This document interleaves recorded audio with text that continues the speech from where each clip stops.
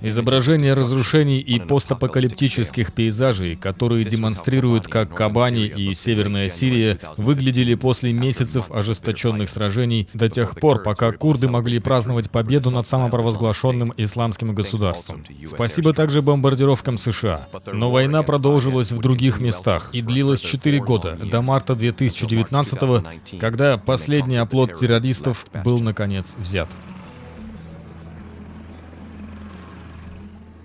Потребуется много времени, чтобы залечить раны, оставленные войной. Но курды уже начинают отстраивать разные регионы страны. Конфликт в Сирии у каждого свой, и планы на послевоенную эпоху. Но чего хотят курды в Раджаве, как они называют свою территорию на севере Сирии?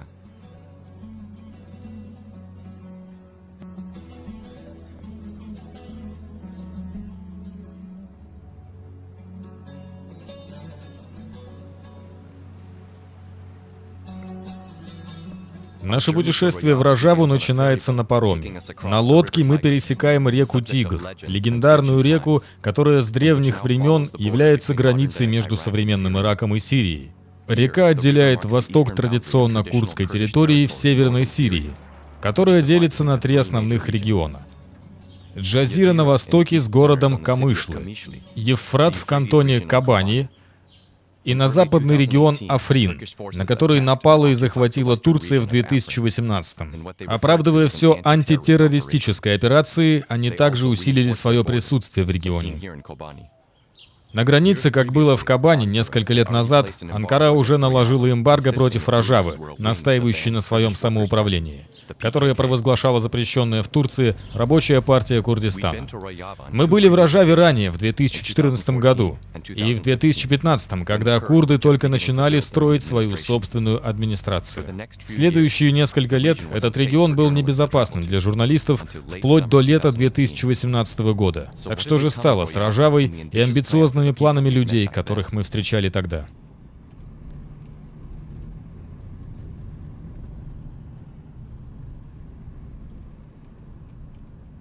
Наше путешествие продолжается в Камышле, в самом большом городе Раджавы. Приток беженцев, спасающихся от войны, увеличился с 4 до 5 миллионов.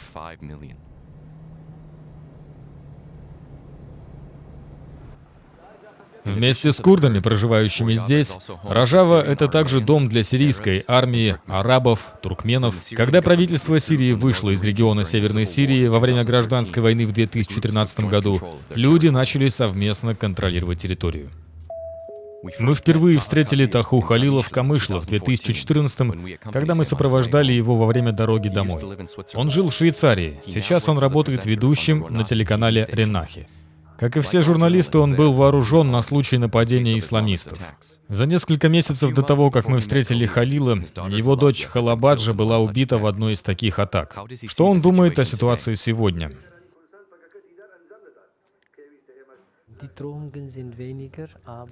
Угрозы уменьшились, но есть много работы. Что мы хотим сейчас, так это дать другим людям увидеть и услышать, что нам удалось сделать. 60 журналистов, например, были убиты, но я почти не слышал, чтобы кто-то говорил об этом. Журналисты все еще в опасности, но теперь не только из-за ИГИЛ. Но теперь из-за турок, из-за сирийского режима и подконтрольных им группировок. Оглядываясь назад, как он оценивает создание самоуправления в Раджаве, которое было еще в зачаточном состоянии во время нашего первого визита? Ответственные люди сделали много ошибок в самом начале. Но благодаря этому они получили опыт и стали лучше. Турция сходит с ума из-за этого, потому что они всегда думали, что Раджава не будет существовать через несколько месяцев. Теперь они знают, что Раджава постоянно развивалась, что со временем мы сможем говорить о реальных переменах для Сирии, не только для Раджавы. В 2016 году представители различных этнических групп объявили о создании Демократической Федерации Северной Сирии, известной как Раджава. Автономное самоуправление кантона Джазира находится здесь, в Амуде. Мы спросили членов автономного самоуправления о целях для общества, которые они развивают. Настоящая война, в которой мы сражались более 5000 лет, это война, в которой доминирует мужской менталитет, который сложно побороть. Здесь вы можете увидеть женщин повсюду, но это все еще часто мужчины, которые имеют власть. Ошибочно верить, что вы можете изменить этот менталитет всего за 20 лет. В Ражаве нам пришлось больше полагаться на себя, чем на помощь извне.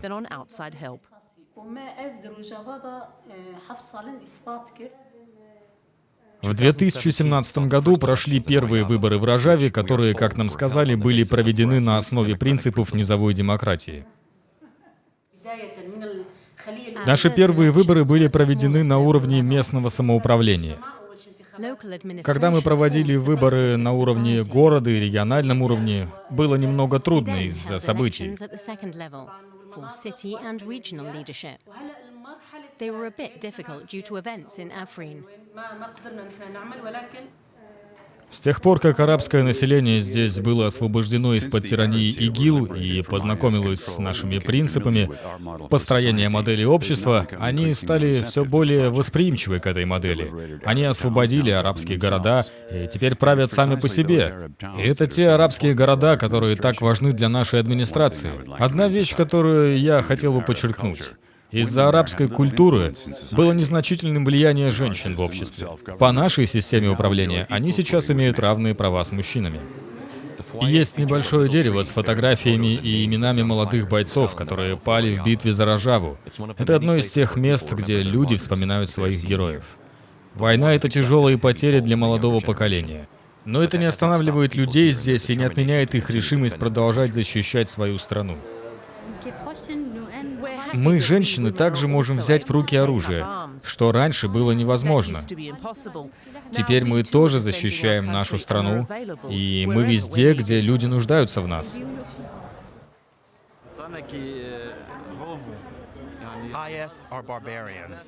Варвары, они не имеют ничего общего с исламом. В исламе ты не отрезаешь головы людей. Это то, от чего мы защищаем наших детей, и то, почему мы здесь. После вторжения турецкой армии в Африн Ражаву захлестнула волна беженцев. Международная помощь отсутствовала, жалуется одна из представительниц. Они всегда говорили, что они не могут ничего сделать, потому что сирийский режим не позволяет им. Много беженцев здесь без воды, еды, лекарств, у них ничего нет. Мы приехали познакомиться с некоторыми беженцами. Нескончаемые атаки турецкой армии оставили около 200 тысяч человек из Африна без крова. В 2019 году мы увидим десятки тысяч беженцев из районов, освобожденных от ИГИЛ.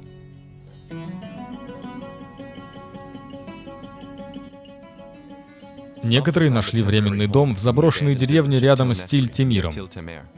70 семей из Африна сейчас живут здесь. Их истории похожи и связаны с турецким вторжением.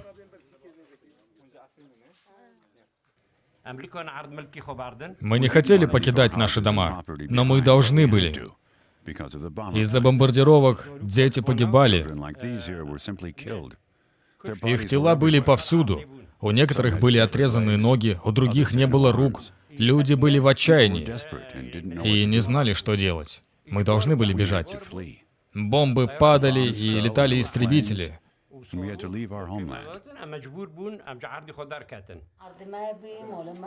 У нас были земля и дом. Наши дети ходили в школы. Мы не смогли даже взять что-нибудь с собой. Мы взяли только немного одежды. Нам пришлось оставить все документы и деньги. Все, о чем мы могли думать, это только о том, как спастись и выбраться оттуда. Весь мир слышал о бомбардировках. Только слепой и глухой не мог знать об этом. Между бомбардировками не было передышки. Нас бомбардировали в течение 55 дней. Мы все бежали в то время, как самолеты бомбили нас. Было невозможно уехать на машине, и нам пришлось бежать в горы. Наш единственный приоритет был безопасность.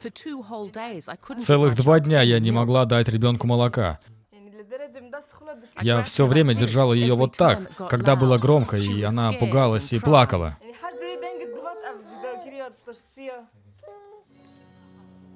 В деревне раньше жили христиане-ассирийцы, прежде чем она была уничтожена ИГИЛ. Как и тысячи других из Африна, новые жители впервые нашли убежище в переполненном лагере в Шахбе. Поначалу там не было даже палаток. Когда мы приехали, мы провели первые 20 дней на улице, и иногда было холодно, шел дождь, и это стоило жизни многим маленьким детям. Не было врачей, не было воды, там практически нечего было есть. Слишком много людей, мы должны были выбраться оттуда.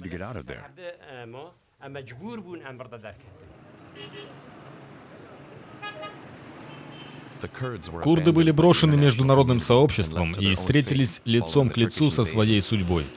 После турецкого вторжения, говорит ведущий Такха Халил, он видел события в Африне из первых рук. Курды всегда имели большие надежды на Европу и особенно на Германию, но то, что мы увидели в реальности, было очень печально. Мы не могли поверить тому, что мы увидели в Африне. Например, когда первые танки прибыли, это были танки, сделанные в Германии, и никто не оспаривал этот факт. Вот почему я потерял надежду на Европу. Мы защищались от террористов против ИГИЛ. Потом прибыли американцы. Я сказал сначала, вы должны что-то сделать, и если мы сделаем что-то хорошее, то я думаю, что другие люди последуют нашему примеру. Не из-за своих собственных интересов. У нас здесь есть много воды, нефти, золота и фосфатов. Наша следующая остановка — плотина Шерман на реке Евфрат. Она граничит с территорией оккупированной Турции и является одним из самых больших резервуаров воды в Рожаве. Рядом с плотиной проходили ожесточенные бои во время гражданской войны. Тот, кто контролировал плотину, также контролировал производство электроэнергии Ракки и Алеппо. В декабре 2015 года она была взята курдскими силами. Изначально она была захвачена свободной сирийской армией в 2012 году, а в 2014 она была под оккупацией ИГИЛа. У плотины 6 турбин. Даже сейчас ее необходимо защищать от потенциальных атак. Но в настоящее время у инженеров есть проблемы совершенно другого характера. Махмуд Абди является главой региональной администрации Комитета энергетики. Как он объясняет, старый контракт требует от Турции гарантированных поставок воды из реки Евфрат. Между 2003 и 2011 годами, когда сирийское правительство контролировало плотину, количество воды превысило 500 кубометров в секунду. Больше, чем требуется. По контракту на 2015 и 2016 годы здесь было 643 куба. Но после того, как плотина была освобождена, воды стало всего 394 кубических метра.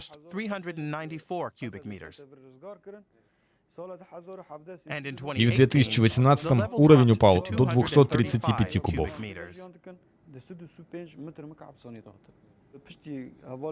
После того, как исламисты были изгнаны, Турция использовала водоснабжение как оружие против нас, что вызывает огромные проблемы для людей в регионе.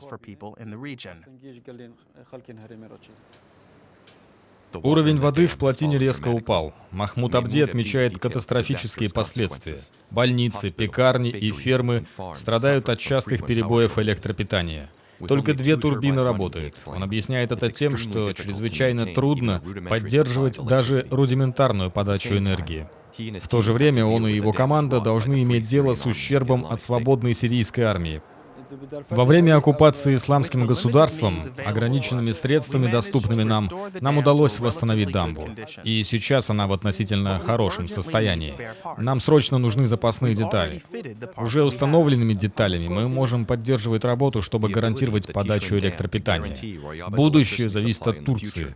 Он говорит, что в штаб-квартире сил демократической Сирии опасаются, что Анкара будет продолжать использовать все средства для предотвращения развития автономного курдского региона. В СДС формируют группы самообороны, группы, которых курды составляют основную боевую силу.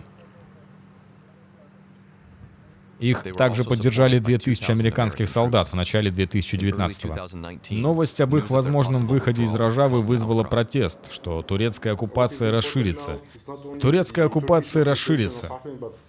Я думаю, что сейчас демографическая ситуация меняется из-за того, что люди из разных регионов вынуждены уезжать. Люди из разных частей страны вынуждены уезжать. Уезжают из разных мест, из Дамаска, из Хомса. Они оставляют свои дома. Хозяев просят вернуться в свои дома после событий в Африне. Говорят, что увеличилось число боев с турецкой армией. И они начинают небольшие атаки.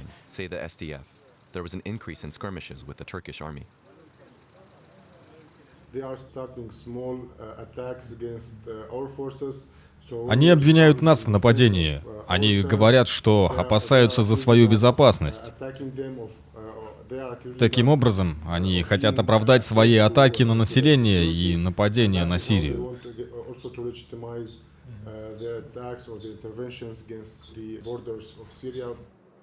Он подчеркивает, как важно тесное сотрудничество с гражданскими представителями автономного самоуправления в Рожаве.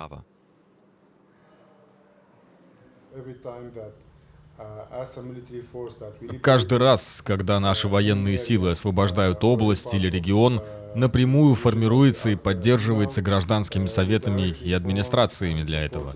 Мы продолжаем.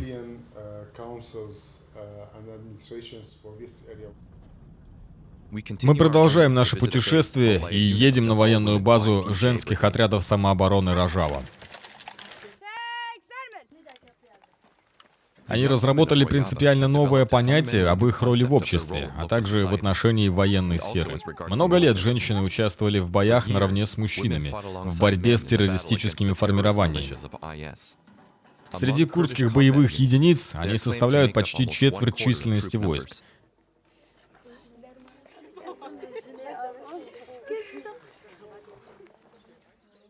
Эти два командира видели передовую и различные театры боевых действий. На гражданке Сима Бахар когда-то была актрисой. Когда война будет окончена, я хотела бы увидеть изменения в поведении людей и продолжать развивать наш проект для общества.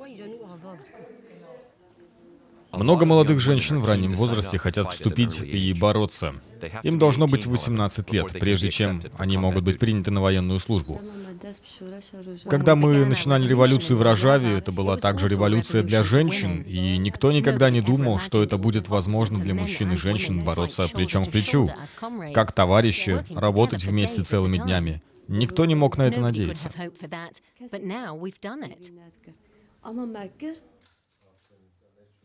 Но теперь мы сделали это. Мужчины и женщины имеют равные права здесь. Мы всегда принимаем решения совместно. В наших смешанных структурах самоуправления женщины были инициаторами многих идей, которые ранее были немыслимы. Вывеска на входе в этот женский кооператив провозглашает красоту женщин. Группа из 10 женщин объединила свои силы, чтобы стать более независимыми. Они преодолели первую преграду в лице своих мужей. Здесь, на Ближнем Востоке, женщины не имели равных прав. Они должны были всегда оставаться невидимыми и необразованными, но мы порвали с этим менталитетом. Это уникальный проект здесь, в Амуде. Женщины сейчас выходят на публику и работают в магазины. Женщины также наши покупательницы. Единственное, что мужчинам разрешено делать — покупать. The only thing men are allowed to do here is shop.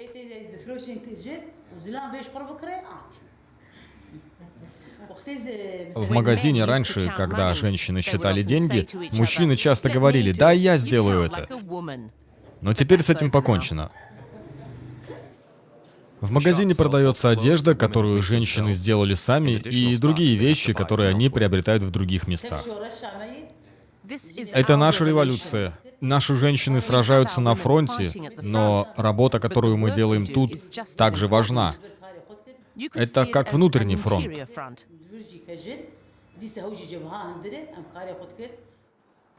Есть также планы на другой женский проект в Амуде.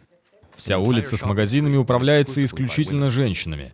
Система здравоохранения все еще находится в стадии формирования.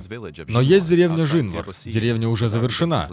Женщины решили быть ответственными за собственную жизнь. Здесь живет Жиян из Германии. Она помогает женщинам тут. Женщины, приезжающие сюда, это вдовы, которые потеряли своих мужей или членов семей на войне. У некоторых из женщин были проблемы дома, такие как домашнее насилие. Они хотят освободиться от сложных ситуаций и найти новый дом здесь. И, конечно, есть женщины, которые просто хотят жить вместе. 30 домов были построены из глиняного кирпича в соответствии с экологическими и традиционными методами строительства. В таких домах прохладно летом и тепло зимой. Это так впечатляет. Много мужчин, которые посещают деревню, изначально скептически относятся. Им трудно представить, что это такое. Здесь полностью другая рабочая атмосфера. Это дает мужчинам, которые работают здесь, пищу для размышлений. Я многому научилась здесь. Прекрасно видеть, как деревня растет и развивается день за днем, как между женщинами в местном комитете, так и в соседних деревнях. Все это заставляет меня хотеть остаться здесь дольше.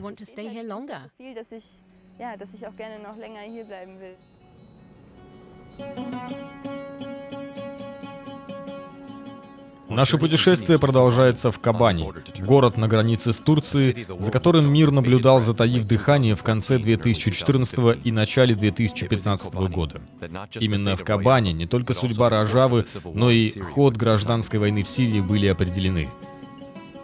Мы решили приехать в Кабани сразу после его освобождения, и мы до сих пор помним те пейзажи разрушенного города, по большей части сравненного с землей. Теперь мы видим другой Кабани. На первый взгляд он выглядит так же, как любой другой город в регионе. Когда мы были здесь в начале 2015-го, большинство людей, которых мы встречали, были курдские бойцы. Большинство из жителей бежали. Но вскоре после освобождения население вернулось, и люди сделали Кабани полным жизни вновь.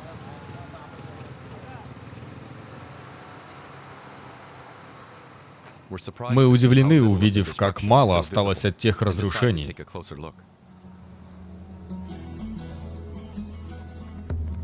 К концу 2015 года Кабани превратился в руины. 80% города было разрушено.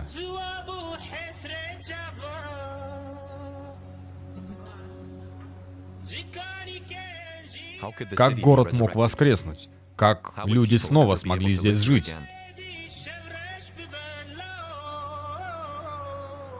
Битва за Кабани длилась 134 дня, было развернуто 50 танков и 7 тысяч бойцов.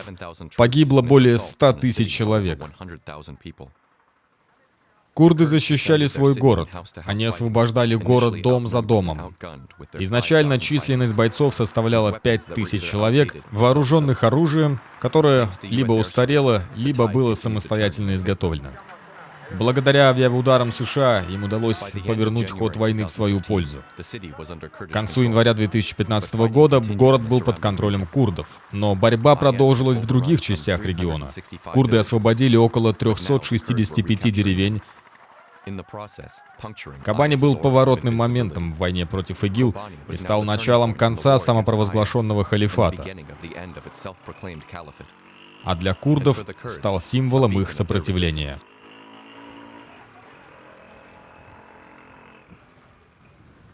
Это то, что осталось от школы, которая, как и многие другие, были уничтожены во время наземных боев и авиаударов. Это место, где наш герой был учителем. Мы впервые встретили его здесь. После он стал работать для нас переводчиком. Он показал нам округу, разрушенную промышленную зону, вместе с группой курдских журналистов.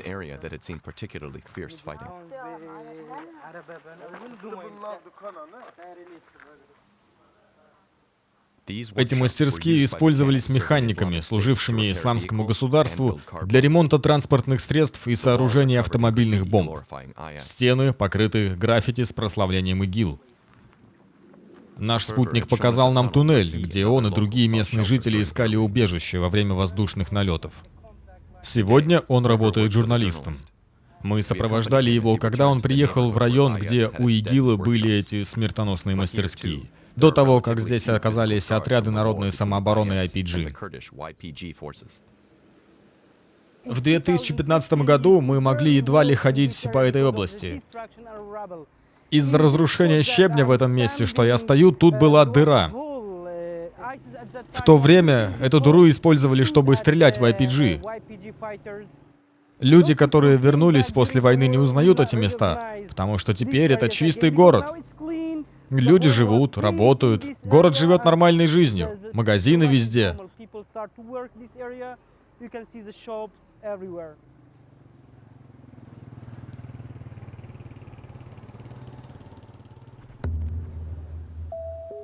Площадь Свободы полностью разрушена. Ранее мы встречались с Энвером Муслимом. Тогда он был сопредседателем автономного кантона Кабани. Теперь он является членом исполнительного совета автономного самоуправления. Практически единственные физические напоминания конфликта — бесчисленные пулевые отверстия в фасаде административного здания. У нас много собственных социальных проектов, но мы не хотим разделения Сирии. Мы хотим объединить страну на демократической основе, где все социальные группы могут жить на равных и в соответствии с их культурой. Мы считаем, что социальные проблемы не могут быть решены военным путем, только мирным и равным сосуществованием. Только мирным и равным сосуществованием этнических групп. Это может стать примером для всего Ближнего Востока. Вы знаете, мы поддерживали это в Африне, и они сделают это здесь, в Кабане. Был ряд обращений из-за рубежа помочь реконструкции, но мы не согласились. Потому что мы не ждали помощи извне. Еще много работы предстоит.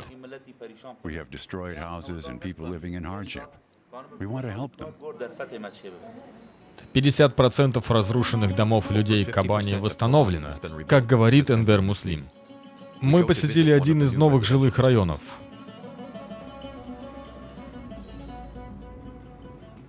После войны люди начинают ремонтировать свои дома.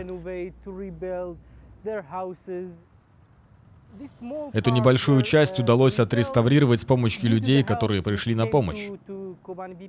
Но реконструкция других районов целиком заслуга жителей Кабани. Но в любом случае это хорошо, что мы теперь видим Кабани восстановленной после этого массового разрушения.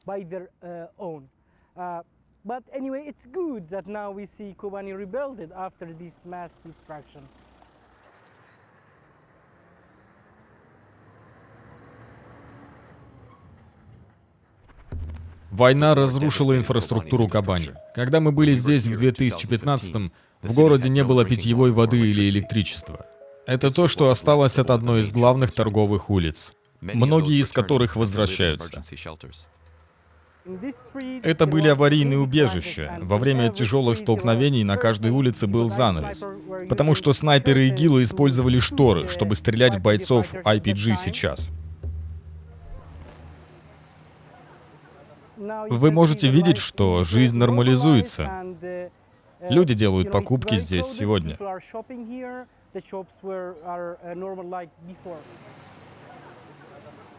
Магазины хорошо укомплектованы, и покупатели в Рожаве могут купить практически все. В отличие от 2014 года, когда поставки были приостановлены из-за эмбарго Турции на регион. Это оказало серьезное влияние на людей, на повседневную жизнь. Многие предметы быта были контрабандой и попадали в страну за большие деньги. Теперь маршруты поставок работают через Сирию и Ирак.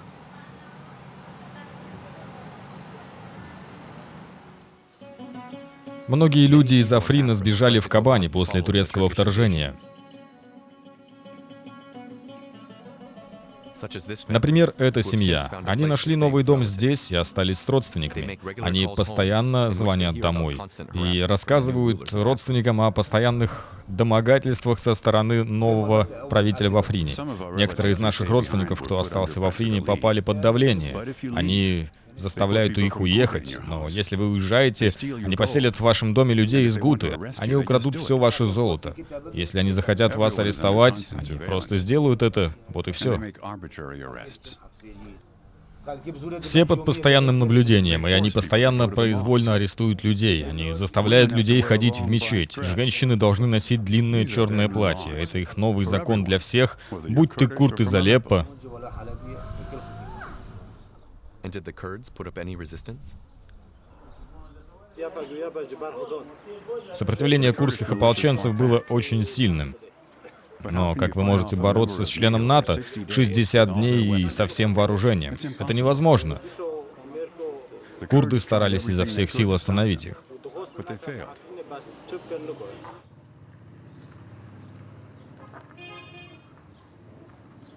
Эта аптека в центре Кобани принадлежит мужчине Конни. Он был одним из тех, кого мы встретили в 2015 году. Тогда лекарства были в отчаянном дефиците. Но сегодня ситуация изменилась. Намного. Может, на 70%. И мы надеемся, что все продолжит улучшаться и что дороги откроются. И тогда будет проще получать лекарства.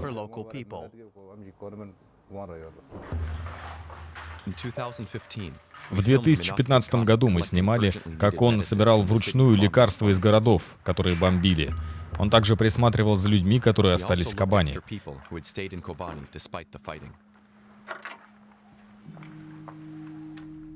Несмотря на ожесточенные бои, 1000 беженцев из Кобани остались на границе с Турцией и Кобани. Люди нашли убежище в пограничной зоне между Сирией и Турцией. Они застряли там без посторонней помощи. Турки отказались пропустить их через границу. Фармацевт помог им лекарствами, он сделал все, что мог. Но слишком часто у него кончались лекарства. Как это было на самом деле трудно. Нам пришлось ждать целую вечность поставки лекарств, если вообще эти поставки случались. У нас не было выбора, но нам приходилось использовать лекарства после его истечения срока годности. К счастью, почти все дорожные связи теперь снова открыты. Мы надеемся, что цены теперь тоже будут падать к 2015-му. Мы вместе с Кони посетили местную больницу, которая лежала в руинах после того, как ее взорвали. Она была оснащена всеми современными удобствами, благодаря также международной помощи от базирующегося во Франкфурте НПО, которая пожертвовала лекарства, банк крови и машины скорой помощи.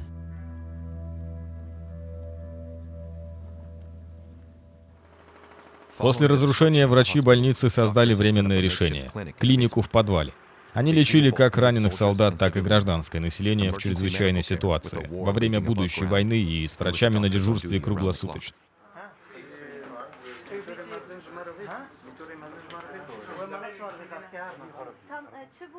Хикмет Амет был среди тех, кто продолжал работать здесь, даже несмотря на ожесточенные бои. Когда мы снимали эту видеозапись, 5 тяжело раненых бойцов привезли с фронта, и 2 из них умерли той же ночью. Это одна из 2 новых больниц, которые курды смогли построить в Кобани.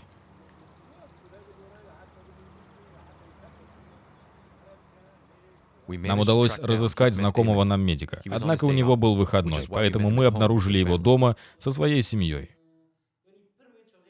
Война еще не закончена. Она оставила свои следы на всех людях. Люди психологически себя плохо чувствуют.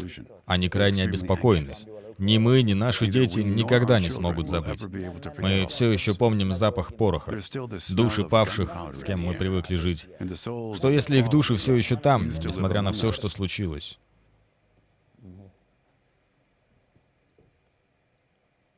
Мы были бы рады видеть все таким, как оно есть сейчас. Мы добились большого прогресса за последние несколько лет. В правительстве или в другом месте произошли изменения в положительную сторону, несмотря на все наши недостатки.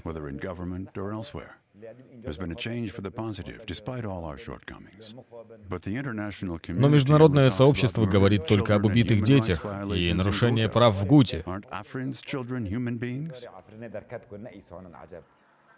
Что будет в долгосрочной перспективе от влияния этой ужасной долгой войны?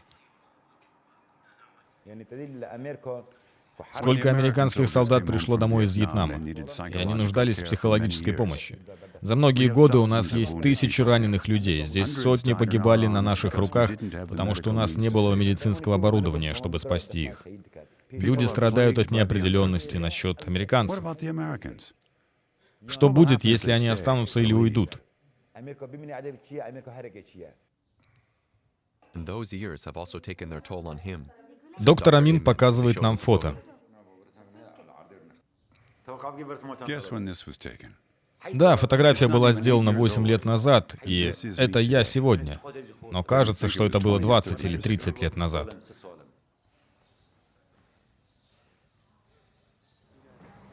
После больницы мы встречаемся с Халилом и Конни.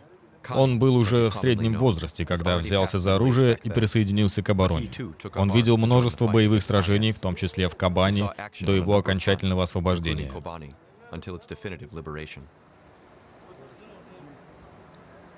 Здесь мы впервые встретили мужчину, который станет нашим проводником по прогулкам по районам, которые были опустошены войной. Если бы мы пошли одни, рисковали бы жизнью. Мы прибыли вскоре после того, как боевые действия закончились. Улицы были усыпаны мертвыми джихадистами и минами. Такие, как эти, изображения будут преследовать нас.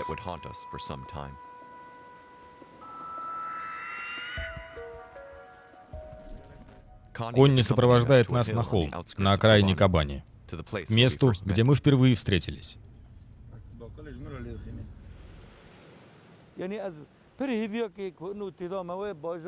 Я надеюсь, что Кобани станет примером для всего мира.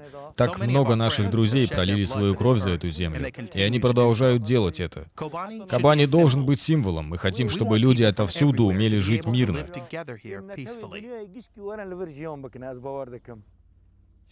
Война всегда означает уничтожение. К сожалению, великие державы всегда действуют согласно своим интересам. Они ведут свои прокси-войны в наших городах, Кобани и в других местах. Мы против войны. Я солдат, но я против войны. Мы были вынуждены взяться за оружие для нашего мира и безопасности. У нас нет любви к кровопролитию и войне, но, к сожалению, у нас не было выбора.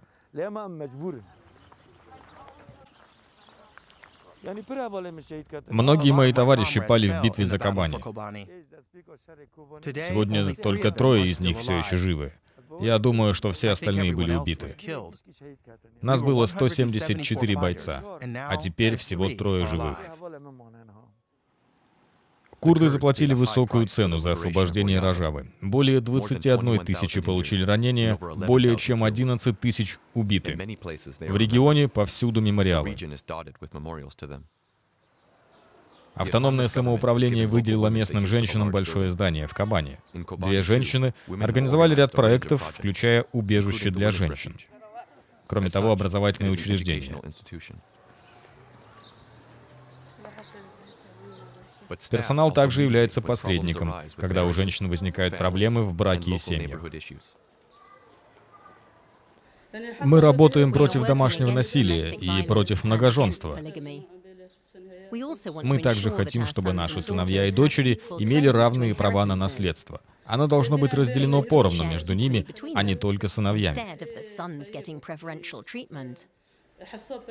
Мы также хотим убедиться, что браки с малолетними детьми в возрасте до 18 лет запрещены.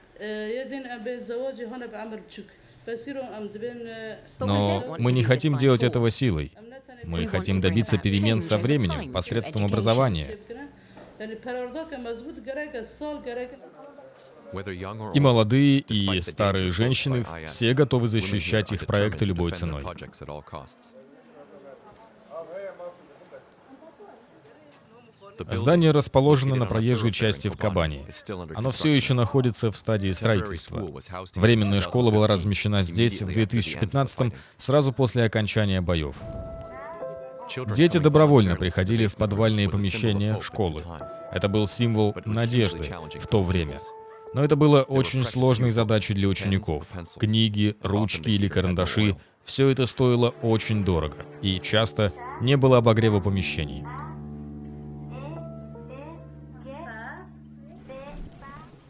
Теперь владельцы домов живут здесь снова. Нам пришлось бежать тогда, и мы потеряли все. Мы не заперли двери, когда мы уходили. Я думал, что если кто-то хочет взломать, они это сделают.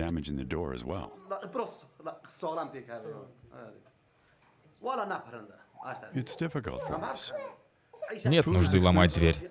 Еда дорогая, у меня нет работы. Безработица является серьезной проблемой в Рожаве, которая официально называется автономной администрацией Северной и Восточной Сирии. После освобождения других областей от ИГИЛ, несмотря на многочисленные проблемы людей, люди тут изобретательны. Они научились справляться с трудностями. Он сам установил эспрессо-машину позади его фургона. Теперь он предлагает лучший капучино в этом районе. Он может похвастаться ассортиментом кофейных продуктов и получил лояльную клиентуру. Его бизнес не процветает. Недалеко осталась еще одна улица, напоминающая о 2015 году. Местные жители планируют установить здесь музей, чтобы сохранить память о войне. Было несколько попыток со стороны Турции, чтобы контролировать пересечение границы.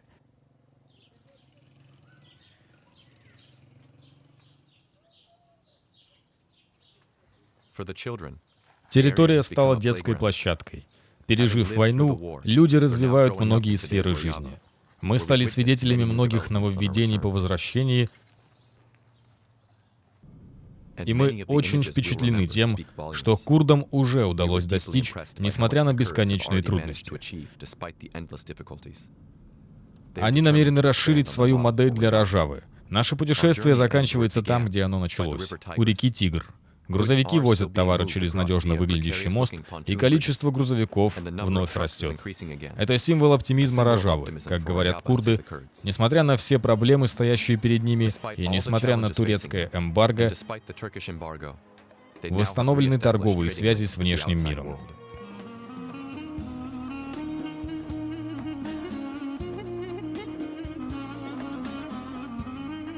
Отряды народной самообороны ОНС. Напоминаем, ИГИЛ — террористическая организация, запрещенная на территории РФ.